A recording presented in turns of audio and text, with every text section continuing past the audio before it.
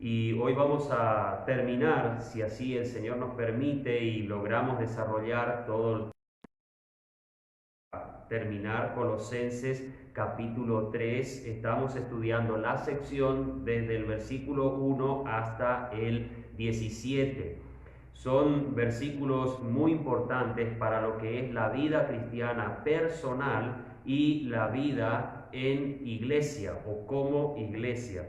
Es bueno que entendamos y sepamos que nuestra vida cristiana personal es la que también hace que la iglesia se rija correctamente o ande en una conducta adecuada o de acuerdo a como el Señor nos ha dejado que debemos andar. Por eso hoy vamos a estudiar desde el 12 al 17, es la sección que nos quedaba pendiente. En realidad terminamos con el 12, pero para arrancar en el versículo 13 vamos a volver por unos momentos a meditar en lo que dice el versículo 12, que es lo que terminamos, estas 5 cualidades que en el cristiano y en la iglesia deben haber.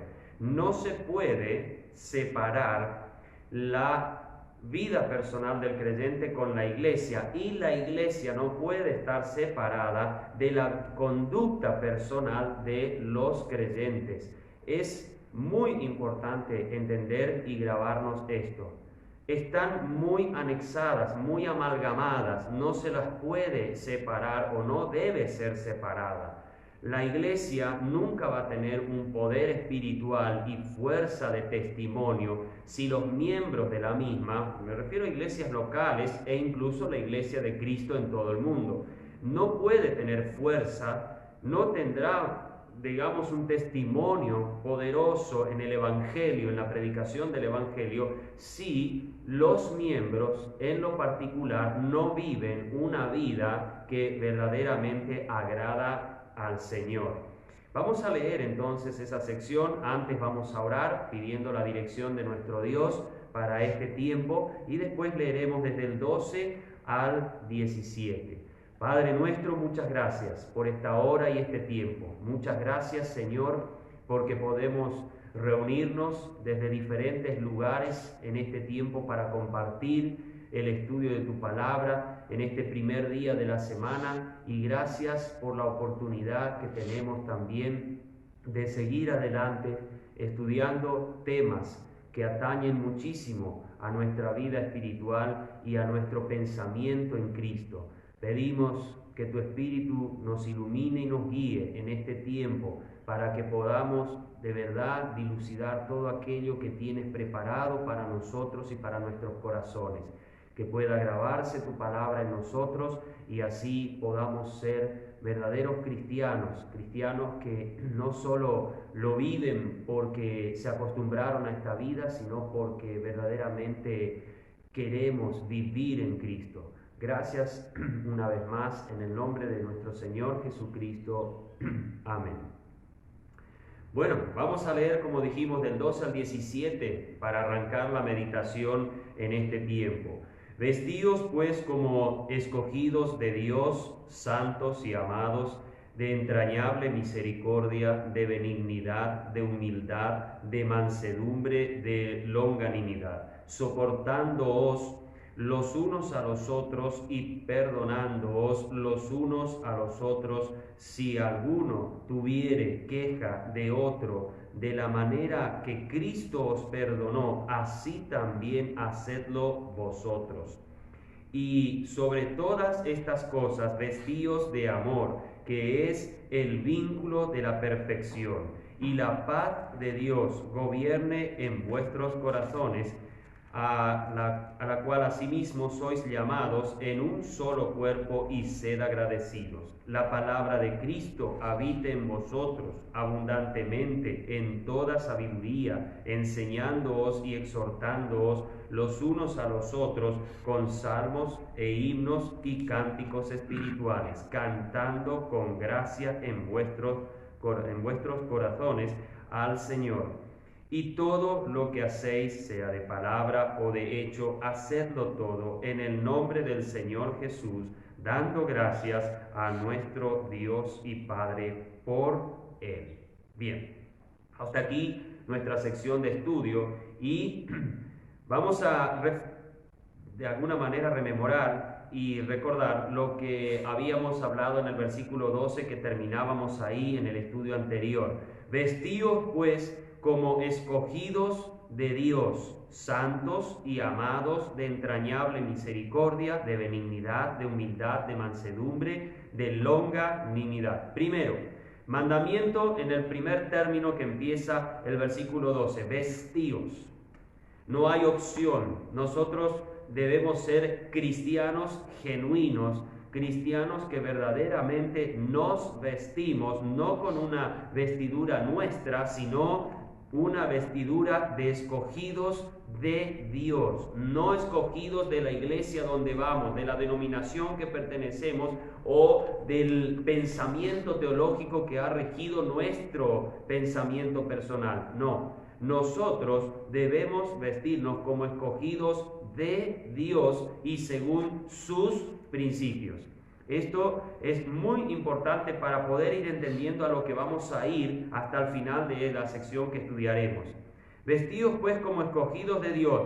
Primera característica de un escogido de Dios o de uno que se viste de acuerdo a una persona que fue salvada. Santos y amados. Primero, santos. Esto es, apartados para el propósito que Dios tiene para cada uno de nosotros. Recordemos que desde el nuevo nacimiento, que es la santificación posicional, el ponernos aparte para Él, para su gloria, para su honra, también hay una santificación que debemos entender que es progresiva o vivencial, si quieren entenderlo así. Es una nueva vida en la cual nos tenemos que empezar a ir adaptando. Nosotros habíamos visto, versículo 10, y revestidos del nuevo, que es renovado en conocimiento conforme a la imagen del que lo creó. Eso es la santidad progresiva o vivencial. Debemos entender que si nosotros no nos vamos renovando en nuestro entendimiento y conocimiento de Dios, entonces no vamos a crecer en santidad. El que es escogido de Dios, ese que vive y que fue escogido para un propósito de vida, por eso nos llamó a la salvación a todos, pero también nos ha puesto en una posición de escogidos, de personas apartadas para Él, para que sirvamos y para que verdaderamente trabajemos. La primera cosa de una vida en santidad no es la pulcritud testimonial, no es solamente una vida legalista, no es una vida bajo la ley, sino es una vida en amor. Santos y amados. Una vida que nos hace ver que debe estar acompañada la santidad con el amor. Esa era la vida de Cristo. Esa era la vida que Él tenía. Él se santificaba. Él verdaderamente vivía una vida de total apartamiento del pecado, pero a la vez una vida en amor. Una vida que se entregaba al amor. Después también estábamos viendo que debemos tener entrañable misericordia, que sale desde lo más profundo de nuestro ser, debe ir la misericordia. Esa misericordia nos va a ayudar a llegar a cumplir el mandamiento que vamos a ver en el versículo 13. La misericordia, eso de saber que a veces hay alguien que está mucho más bajo moralmente que nosotros, pero nosotros somos capaces de hacerle un favor, aunque no lo merezca. Está en la miseria y nosotros mostramos cordialidad, misericordia, cordialidad en la miseria del que está frente a nosotros, o sea una persona sin Cristo, y hasta puede pasar que sea una persona en Cristo, pero que está viviendo una vida espiritual no muy adecuada. Dice de benignidad, ser abiertos quiere decir de alguna manera dar siempre bienvenida en bondad a todos hacia nuestra persona. Saber que aunque tengan su manera de ser, nosotros somos abiertos a dar la bienvenida, por supuesto no a las cosas pecaminosas de esa persona, pero tenemos que aprender verdaderamente a ver a todos como personas no solo que pueden salvarse, sino también que pueden ser restauradas en la iglesia cuando andan en complicaciones. Pero benignidad implica que nos damos realmente a los otros, nos abrimos a los otros, viendo sus necesidades, viendo lo que puedan ayudar, lo que puedan servir. Nosotros somos personas que no miramos el estatus de un hermano, una hermana, aquí, allá, sino verdaderamente los vemos como iguales a nosotros o superiores a nosotros. De humildad,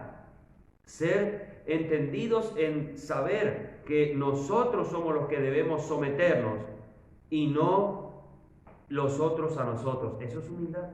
Someternos primeramente a Dios. Dice Pablo en Efesios 5, 21, someteos los unos a los otros al Señor. Pero también debemos aprender a vivir en una condición de coigualdad con nuestros semejantes. Una sumisión respetuosa y dócil a nuestro Señor, que es lo que va en la palabra siguiente, mansedumbre, y también debemos nosotros, entre nosotros, vivir verdaderamente una vida de coigualdad. Saber que todos hemos sido salvados por la misma sangre de Cristo, hemos sido salvados por el mismo Salvador, hemos sido amados por el mismo Dios y hemos sido rescatados y se nos ha producido de la misma manera el nuevo nacimiento igual que a todos. Reconocer que nadie es más que nadie en la iglesia de Cristo. Todos somos miembros y hay a una cabeza a la que debemos responder todos y es a Cristo. Mansedumbre, docilidad de voluntad. Saber que nuestra voluntad entre nosotros no es superior a ninguna. Es más, Pablo en Romanos 12 dice, consideraos los unos a los otros superiores a nosotros mismos. Esto debe entenderse muy bien cuando estamos hablando de la relación horizontal. En la relación vertical, mi voluntad está sometida a la voluntad de la cabeza, que es nuestro Señor Jesucristo. Mansedumbre y longanimidad. Una conducta que se alarga, que es permanente, no cede a este tipo de vida de vestidos como escogidos de Dios. Es algo que uno vive en una permanencia, no es algo volátil que hoy está y mañana se va, o que exploto de alegría en un momento, pero después todo esto se va. Es lo que Santiago en su carta dice, el hombre de doble ánimo, que es como la ola del mar que va hacia la orilla, vuelve otra vez hacia el mar y así está. Hoy estoy bien, mañana estoy mal. Hoy me doy. Voy a todos, pero después por ahí me alejo también, porque soy así, de doble ánimo. Y esto no puede ser. La longanimidad implica en que sea siempre el mismo, siempre me dé, siempre obedezca a Dios, siempre esté dispuesto a vivir la vida espiritual, que es todo un arte, hermano. Ser un cristiano y vivir como escogidos de Dios es un arte, es algo que se tiene que aprender, es algo que puede llevarnos años, puede llevarnos un tiempo largo hasta que aprendemos a sacarnos, como decíamos en el estudio anterior, sacar lo malo de nosotros, lo incoherente, lo inmaduro, sacar de nosotros, volvemos al versículo 10, y revestidos del nuevo, que es renovado en conocimiento conforme a la imagen del que lo creó. Sacar nuestro viejo hombre para renovarlo o vertir el nuevo, que es Cristo en nosotros, es difícil. Es muy difícil llegar a la vivencia, no al conocimiento y al concepto, a la vivencia del ya no vivo yo, sino vive Cristo en mí. Es muy difícil. Pablo, cuando dijo esto, posiblemente llevaba varios años ya en la vida cristiana, pero le costó mucho entender lo que era la vivencia de Cristo a través de él y la predicación de él, y lo que era sacarse la ley de encima, sacarse todos los pormenores de tradiciones israelitas que habían, de los cuales él había sido criado, y ahora vivir una vida totalmente nueva, en un amor que se entregaba a todos en la predicación del Evangelio. Ahora, una vez que está marcado este carácter cristiano en nosotros, versículo 13 dice algo que a veces es muy costoso y que a veces puede traernos años de trabajo en nuestra vida espiritual, en nuestro corazón y pensamiento para lograrlo. Soportándoos los unos a los otros y perdonándoos los unos a los otros, si alguno tuviere queja de otro, de la manera que Cristo os perdonó, así también hacedlo vosotros. Hay 3 y quizás 4 puntos importantes en el versículo 13. Primero, dice, soportándoos los unos a los otros. Pablo no dice ahora amándoos los unos a los otros, sino dice soportándoos los unos a los otros. Y esto implica que ese soportar, que también está en un mandamiento, soportándoos, quiere decir que sea cual sea la reacción, el estímulo que me cause un hermano o una hermana en la fe, en la iglesia, debo saber convivir con él o ella. Debo aprender y saber que aunque sea más difícil que con otros, debo aprender. Porque cuando habla de soportar, obviamente no está hablando solo del aspecto bueno. Está también hablando a veces de los aspectos donde hay roces o posiblemente hay ciertas ofensas. Hay ciertas cosas que se hacen hacia nuestra persona y la actitud con la que recibamos eso va a marcar o desmarcar nuestra vida cristiana. Muchos piensan que la vida cristiana es así de iglesia, venir los domingos, escuchar la palabra de Dios, entender todo lo que el pastor está enseñando o el maestro en la iglesia y ya estamos bien. Pero no es así. La vida cristiana es una vivencia de cada día y a veces el soportarnos, no solo entre hermanos, incluso en la familia y más si hay familia no cristiana. Muchas veces en el trabajo, aprender a soportar. Pero vamos a la iglesia porque Pablo está hablando ahora más a la iglesia, soportándoos los unos a los otros y también mandamiento, perdonándoos los unos a los otros. Segundo punto, perdonándoos. Y el tema del perdón es lo más difícil y lo que más cuesta en la hermandad cristiana.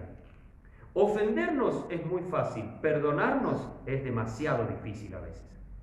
¿Por qué? Porque Cristo todavía no vive en nosotros. Vivimos nosotros con Cristo, pero no queremos que Cristo viva en nosotros. ¿Entendemos la diferencia? Sí, somos cristianos, no cabe duda, somos salvos, gracias a Dios por ello. La sangre de Cristo nos ha limpiado y nos ha redimido, nos ha comprado a un alto precio, pero nosotros no podemos todavía vivir a Cristo en nosotros. No podemos, vivimos con Cristo, no cabe duda, siempre Cristo es nuestro fiel Salvador y a medias nuestro Señor. Porque quiero decirles algo, hermanos, el perdón verdadero, el perdón genuino, de acuerdo a lo que dice el último punto del versículo, de la manera que Cristo nos perdonó, solo se logra cuando verdaderamente Cristo vive en nosotros y hemos aprendido a renunciar a nosotros, a nuestro carácter y a nuestra forma de pensar y a nuestra cosmovisión, a lo que ha sido, lo que nos ha hecho como personas hasta el punto de hoy. Es importante entender que el tema del perdón en la iglesia es algo que se vive todos los días casi, quizás todas las reuniones. Y si no se vive, obviamente no estoy diciendo que la iglesia tiene que ser un constante ofensa y perdón, obviamente no estamos hablando, pero Pablo hace ver, si alguno tuviere queja del otro, de la manera que Cristo os perdonó, así también hacedlo vosotros. Es cierto, posiblemente pasen años, meses, quizás menos, vamos a hablar de menos tiempo, pero meses, años, décadas, no pasa nada, vamos bien en la vida cristiana. La iglesia marcha todo bien, pero recordemos que mientras la iglesia trabaja bajo la santa influencia del Espíritu, también hay otro espíritu que trabaja cerca de nosotros, y es el diablo y todos sus demonios que están siempre al acecho. Pablo mismo decía, no tenemos lucha contra carne y sangre, tampoco, hermanos, por las ofensas que recibamos culpemos todo al diablo. Lo que quiero decir es que muchas veces nosotros caemos en ciertas prácticas o costumbres que ofendemos, porque siempre pensamos en el tema de la ofensa, a nosotros nos ofende, pero nosotros nunca ofendemos a nadie. Nosotros somos siempre buenos, siempre a mí, siempre a mí. Yo soy la víctima en todo esto. No es así. Nosotros muchas veces ofendemos y a veces no queremos reconocer, y a veces el mismo ofensor es el que tiene que ir a pedir perdón y disculparse por lo que haya hecho, pero no lo hace. Por ahí espera que el otro venga y quieran charlar y ahí empieza. Pero hermanos, pedir perdón y perdonar, ambas cosas son difíciles. Ambas cosas cuestan. No es algo tan sencillo. Algunos dicen, sí, te perdono, no hay problema, está bien, está todo bien, pero en el corazón guardan un rencor terrible. Y esto no puede suceder. Si no, quiere decir que el amor, la misericordia y la benignidad no están en la vida de esa persona. No ha entendido todavía. Es amable solo con los que son amables. Pero, ¿por qué es tan importante para Pablo? Y lo hace ver en este pasaje, en esta sección de vivencia como iglesia. Si nosotros vamos a Mateo, capítulo 5, hay algo importante ahí que el Señor Jesús nos dice en el Sermón del Monte, y Él ya está hablando, en esta parte, está hablando de lo que es la vida en el reino de Dios. No es todavía, la iglesia no estaba todavía aquí visiblemente, pero Jesús de alguna manera estaba preparando lo que sería la marca de la iglesia en el mundo. Y desde cuando vamos mirando desde el capítulo, del versículo sería 12, o podemos decir el 13 hasta el 16, estamos viendo lo que va a ser la iglesia como luz del mundo, como sal de la tierra. Y uno se pone a ver y se pone a pensar en todo esto y mira y dice, wow, este es el privilegio que le ha dado Dios a la iglesia, ser sal y luz. Ahora, hay algo que puede estorbar esa sal y luz. Y en el versículo 23 dice algo: por tanto, si trajeres tu ofrenda al altar y allí te acordares que tu hermano tiene algo contra ti, deja allí tu ofrenda delante del altar y ve, reconcíliate primero con tu hermano y entonces ven y presenta tu ofrenda. Ponte de acuerdo con tu adversario pronto, entre tanto que estás con él en el camino.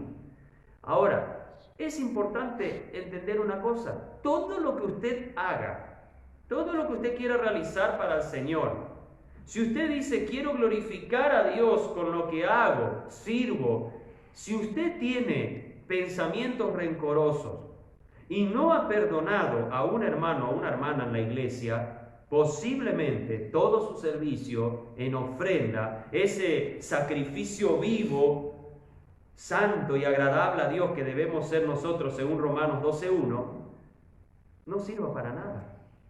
No sirva para nada. Lo peor de todo es que si usted no perdona y si usted sigue con la actitud de no soportar y no perdonar, hay otro problema todavía. Vamos a Mateo 6. Aquí, al finalizar la oración que Jesús enseña a sus discípulos, les dice a ellos: vosotros oraréis así, le dice: Padre nuestro que estás en los cielos, y todo lo que continúa. Pero cuando nosotros vamos al versículo, antes de terminar, dice algo interesante.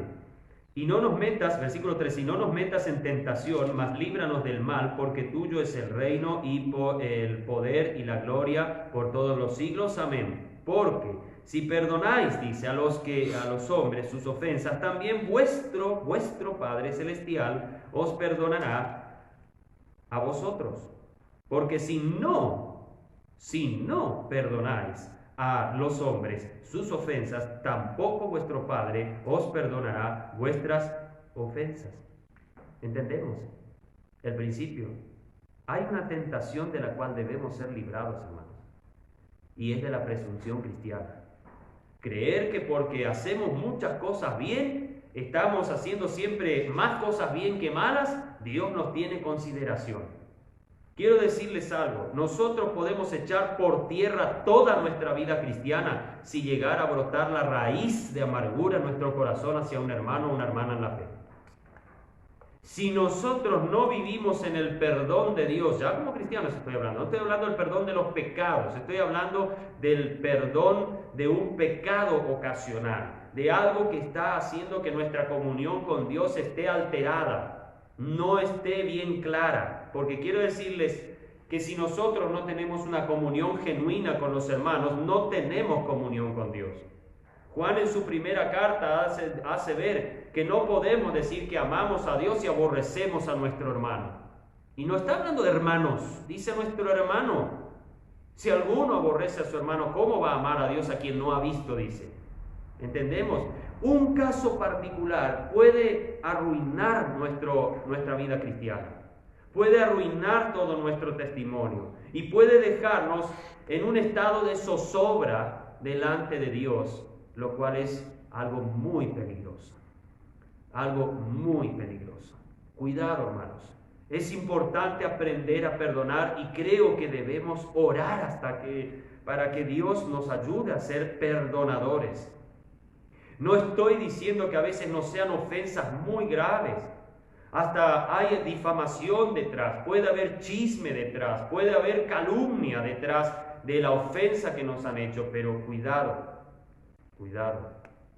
que no seamos capaces de perdonar. Repito, no digo que sea fácil, pero no es imposible en Cristo.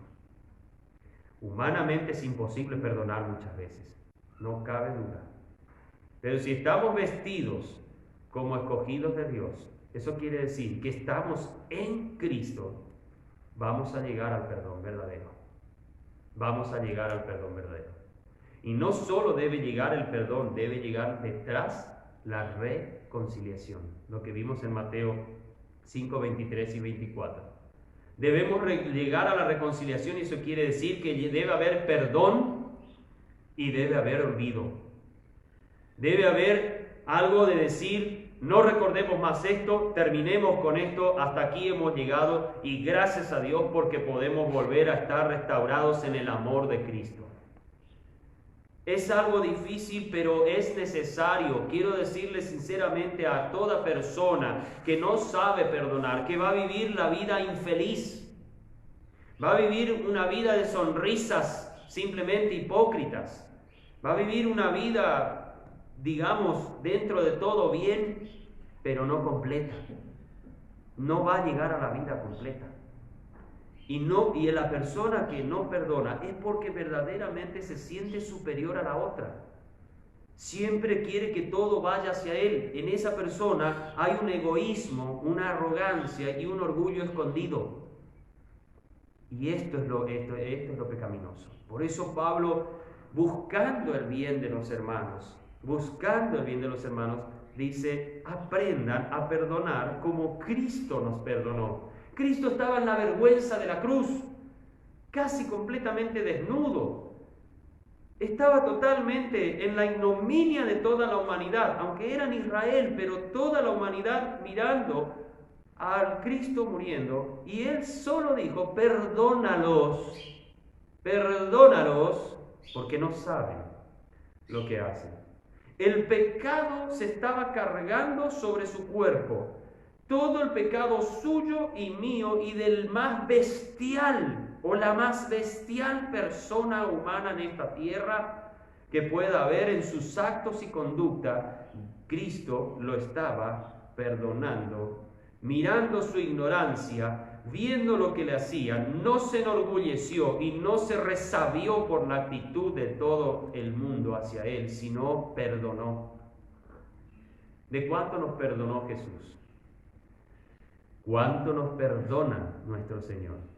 ¿Cuánto verdaderamente Él está haciendo por nosotros en el perdón? Creo que cada día, hermanos, Cristo nos perdona. Creo que cada día hay mucho por lo que Cristo nos debe perdonar. Y nosotros ni siquiera en nuestras oraciones diarias decimos, Señor, perdona por nuestros pecados. En nuestras oraciones diarias quizás ni confesamos los pecados que hemos hecho y sabemos que los hemos hecho y pedimos perdón. ¿Por qué? Porque no estamos acostumbrados al perdón. No estamos acostumbrados a creer que somos pecadores. Creemos que porque vamos a la iglesia todos los domingos o los días de oración también y a las diferentes actividades de la iglesia y porque dentro de todo no peleamos tanto en la casa, entonces vivimos todo bien. No es así, hermanos. El perdón es algo que debe verdaderamente abocarnos a una conducta en Cristo fiel, llena de su perdón, llena de su amor, de su benignidad. Eso es vivir en Cristo. Y eso es lo que la iglesia debe aprender para no ofenderse, no reclamar derechos. La iglesia debe aprender a ser una iglesia en donde se practica el perdón para que los que vengan puedan recibir el perdón de la iglesia.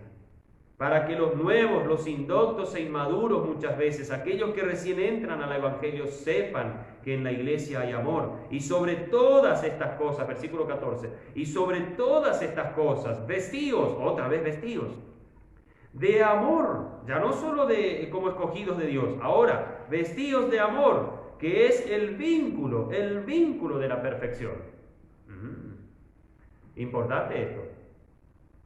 Importante saber que ahora no solo debo aprender a perdonar, sino tengo que aprender a amar.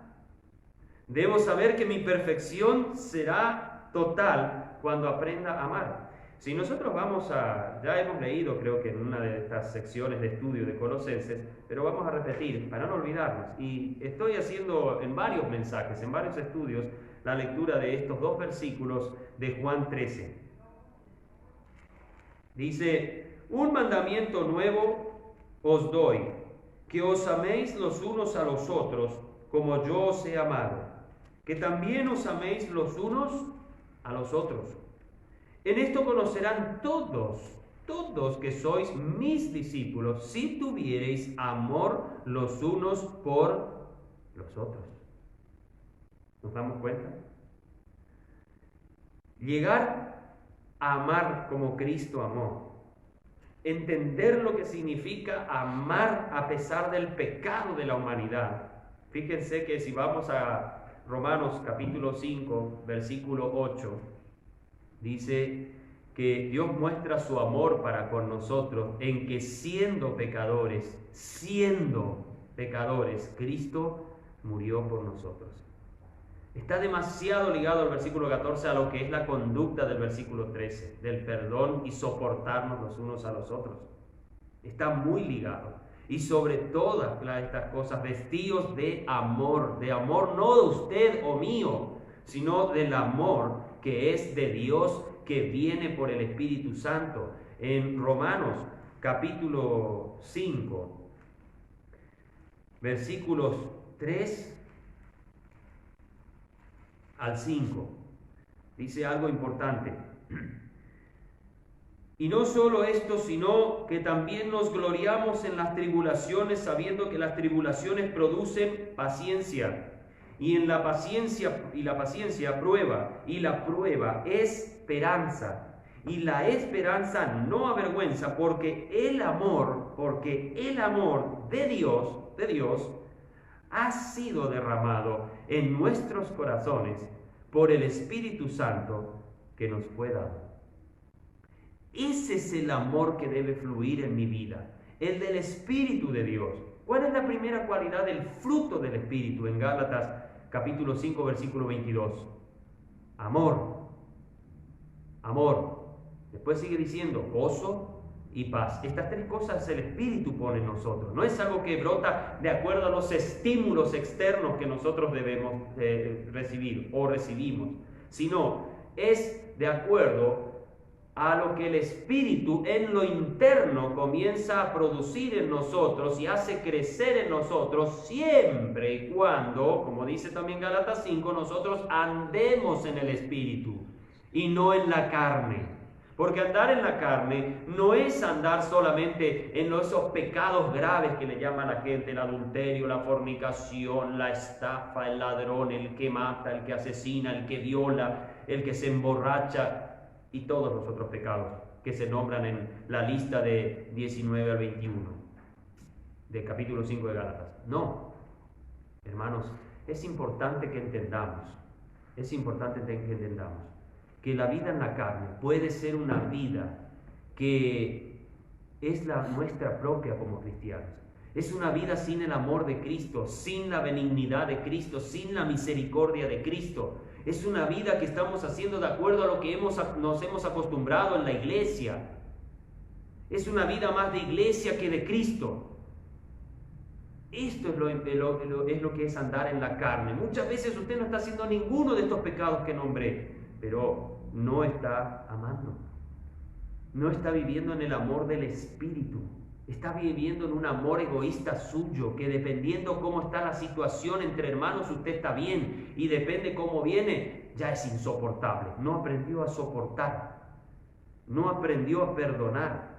Entendemos, el amor es por sobre todas las cosas lo que me va a ayudar a llevar la verdadera vida cristiana en las pruebas, en las luchas, en las tribulaciones. Voy a aprender verdaderamente a llevar esa vida. Si nosotros, hermanos, no aprendemos a vivir vidas que agradan a su nombre, entonces no hemos aprendido a Cristo todavía. Capítulo 4 de Efesios dice: nosotros no hemos aprendido así de Cristo o a Cristo. La vida cristiana y en el verdadero amor debe ser marcada por Cristo a través del Espíritu Santo. Ahí soportaremos todas las pruebas y luchas y tribulaciones y las aflicciones. Ahí venceremos todo, porque Jesús también dijo que Él había vencido al mundo. Dice: en el mundo tendréis aflicción. Vamos a cambiar esa palabra mundo a algo más un poco familiar a nosotros. En el mundo dice, tendréis aflicción. Ahora voy a decir, en la iglesia tendréis aflicción. Porque a veces pasa. Ahora, y sobre todas estas cosas vestidos de amor, que es el vínculo entre todos nosotros de la perfección. Cuando vamos a Efesios, capítulo 4 de Efesios, hay algo que es muy importante que entendamos. Versículo 1 en adelante vamos. Yo pues, preso en el Señor, os ruego que andéis como es digno de la vocación con que fuisteis llamados, con toda humildad y mansedumbre, soportándoos con paciencia los unos a los otros en amor, solícitos en guardar la unidad ¿de quién? Del Espíritu en el vínculo de la paz. Tenemos que andar en amor, tenemos que aprender a amar, porque eso es lo que nos va a vincular unos a otros, nos va a dar la verdadera unidad, pero debe ser no nuestro amor, sino el amor de Dios en nosotros por el Espíritu Santo. El amor de Dios fue derramado en la persona del Espíritu Santo en nosotros, y ese es el amor que debe brotar desde nuestro adentro. Entrañablemente, quiere decir de lo más profundo de nuestro ser, debe brotar ese amor de Dios. No debe brotar de un amor egoísta personal, porque el amor del hombre es pecaminoso, porque solo ama cuando le conviene y cuando todo anda bien, si no, no ama. Ese es un amor del mundo, ese es un amor egoísta, arrogante y un amor orgulloso. Eso no es el amor de Dios en nosotros. El cristiano debe aprender y saber que debe dejar que su vida sea transformada en el amor de Cristo para que así viva plenitud. Viva verdaderamente una vida de Cristo completa. Y la paz de Dios gobierne vuestros corazones, a la cual asimismo sois llamados en un solo cuerpo, y sed agradecidos. ¿Qué traerá la vida de perdón? ¿Qué traerá la vida de amor? ¿Y qué traerá verdaderamente el vínculo en el amor perfecto, que es el amor del Espíritu? Traerá paz a la iglesia. Nuestros pensamientos serán gobernados de una manera muy distinta, no por nuestros caprichos, no por nuestras incongruencias cristianas, serán gobernados por las actitudes espirituales del Espíritu. Nuestro pensamiento, nuestro corazón tendrá un gobierno muy distinto al que el mundo nos impone. al que el mundo nos quiere de alguna manera impulsar a que creamos que es lo más correcto. La verdadera paz, hermanos, es la paz de Jesús, es la paz de Cristo. Capítulo 14 de Juan, versículo 27. Mi paz os dejo, mi paz os doy, pero mi paz no es como la que el mundo da. ¿Entendemos?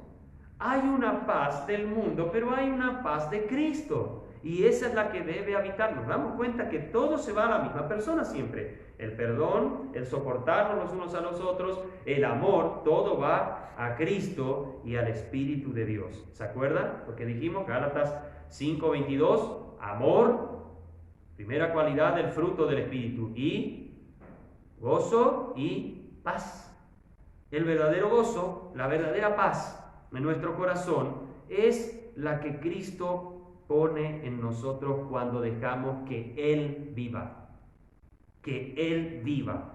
No que viva solamente porque está a la diestra del Dios Padre, sino que también vive en mi corazón, en la persona del Espíritu de Dios. Dejo que el Espíritu de Dios impulse y dé vida a mi corazón, que verdaderamente dé amor, perdón y paz a mi vida. Una persona que no perdona, como dijimos, no tendrá paz. Nunca. Aunque crea que dentro de todo la vive bien, pero siempre habrá algo escondido que le está estorbando la plenitud de la vida cristiana. No logra entender, no capta realmente lo que debe hacer. Se ensimisma muchas veces en muchas cosas y llega a llevarlo hasta la locura. Puede pasar esto hasta a los cristianos, a la insensatez cristiana. La palabra de Cristo habite en vosotros abundantemente en toda sabiduría, enseñándoos y exhortándoos los unos a los otros con salmos e himnos y cánticos espirituales, cantando con gracia en vuestros corazones al Señor. Hay algo que ayuda mucho a los cristianos y que ayuda muchísimo a la iglesia: la abundancia de la palabra, la predicación y la enseñanza de la palabra de Dios. Hay algo que la iglesia hoy lamentablemente ha perdido mucho,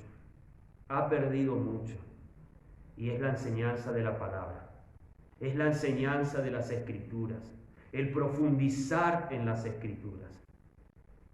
Hay algo que Dios o Pablo pone como prioridad para la iglesia: la palabra de Cristo habite en vosotros abundantemente. Después viene quizás los cantos, los salmos, himnos y cánticos espirituales que se cantan en gracia en los corazones para el Señor. Sí, pero hay algo que debe marcar todo en la iglesia, y es la palabra de Dios.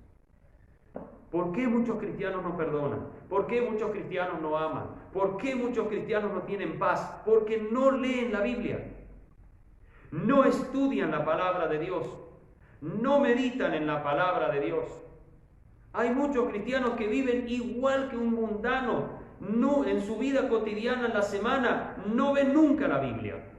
Simplemente se levantan, quizás desayunan y van a su trabajo, van a sus diferentes actividades, y no importa, viven igual. Pero nosotros los creyentes no podemos vivir así. Cada día debe haber un tiempo para la lectura de la palabra, debe haber un tiempo para la oración, debe haber un tiempo en el cual nosotros debemos estar con nuestro Dios a solas, estar orando, sea eso a la madrugada, sea a la mañana temprano, sea a la tarde, a la hora que usted quiera poner para el Señor, pero debe haber abundancia en la palabra de Dios. Una iglesia que no abunda en la palabra de Dios, que no estudia en abundancia la palabra de Dios, poco a poco caerá en todo lo que es contrario a lo que estuvimos viendo desde el versículo 13. Incluso lo que hemos visto anteriormente. Todos los pecados que vimos en el versículo 5, en el versículo 6, lo que vimos en el versículo 8 y 9, eso va a empezar a brotar en la iglesia. Va a empezar a brotar en los miembros la fornicación, la inmundicia, las pasiones, malos deseos, la avaricia, que es todo eso, dice, idolatría. También va a empezar a haber mentiras, enojos, malicia, maledicencia, palabras deshonestas de la boca. Las mentiras van a empezar a haber en la iglesia. ¿Por qué? Porque la palabra de Dios ha sido desechada. Muchas congregaciones hoy lamentablemente desecharon el estudio serio y el escudriñar las Escrituras. ¿O no dijo eso Jesús? Capítulo 5, versículo 39. Escudriñar las Escrituras, porque ellas hablan de mí. Esto es importante, que la palabra de Dios no puede solamente estar, debe abundar. La mayor parte de una reunión en la congregación debe ser la palabra de Dios. Debe ser el estudio de las Escrituras, porque eso es lo que nos va a traer la fortaleza. En la primera tentación que le hace el diablo, diciéndole, convierte todas las piedras en pan, porque eres el Hijo de Dios, Jesús le dijo, no solo de pan vivirá el hombre, sino de la palabra de Dios. La iglesia que no se alimenta abundantemente de la palabra de Dios va a errar. Y hasta en sus canciones, hasta en sus formas de cantos en la iglesia, en todo va a errar, porque sus cantos muchas veces no van a tener doctrina. Los cantos en la iglesia deben estar fundamentados en doctrina bíblica. No debe estar solamente en palabras sentimentales y emocionales basado, en ciertos relatos medio amorosos con Cristo y cosas por el estilo. Debe haber abundancia de doctrina también en las canciones, porque las canciones, aunque son algo hermoso y lindo en las iglesias, pero deben de alguna manera también transmitir enseñanza. ¿Por qué muchas iglesias han dejado los himnos? No estoy diciendo que no hayan algunos himnos que son bastante fuera de doctrina. Nuestra congregación, por lo menos, hay himnos que no cantan. Están en los himnarios, incluso hay varios. Himnos, por ejemplo, al Espíritu Santo. Himnos que se cantan incluso de algunas cosas que son muy antropológicas y no teológicas. Antropológicas quiere decir que están demasiado fundamentados en el humanismo y no en lo que es de Dios. Ahora, hasta en eso, en las canciones, en los salmos tenemos 150 para recitarlos. Algunos hasta se han escrito canciones, se han hecho melodías de ellos y se pueden cantarlos. Salmo 91, Salmo 100, el Salmo 1, hay un himno que también se canta del Salmo 1, el Salmo 23, se han hecho melodías, parte del Salmo 45, y así nosotros vamos mirando algunos de estos himnos, estos salmos, y todo quizás se podría ponerle una melodía de acuerdo a lo que es el arte de combinar los sonidos. Eso es música, no ruido. Porque hoy muchas veces en las iglesias hay mucho ruido y no música. Hay muchas veces latería, pero no hay música. Para toda aquella persona que entiende de música, que estudió, que verdaderamente ha quizás quemado pestañas por años en la música, sabe que hay principios en la música que son inviolables. Si se viola algo en la armonía, en la música, en los compases, en los tiempos, en las claves, en lo que sea, todo esto, si se llega a violentar, ya deja de ser el arte de combinar los sonidos y se convierte, en distorsión de la música. Y eso es lo que Satanás ha sido un experto. Satanás conoce perfectamente lo que es la verdadera música, porque recordemos que la música viene del cielo, no es algo que ha brotado, no sé, allá por la época de los barrocos y la época de los clásicos, pues, viniendo desde el año 1400 y tanto hasta el 1700 y tanto, cuando vino lo que fue verdaderamente la escritura en arte de la música. No, la música no viene de ahí. La música es algo que viene del cielo.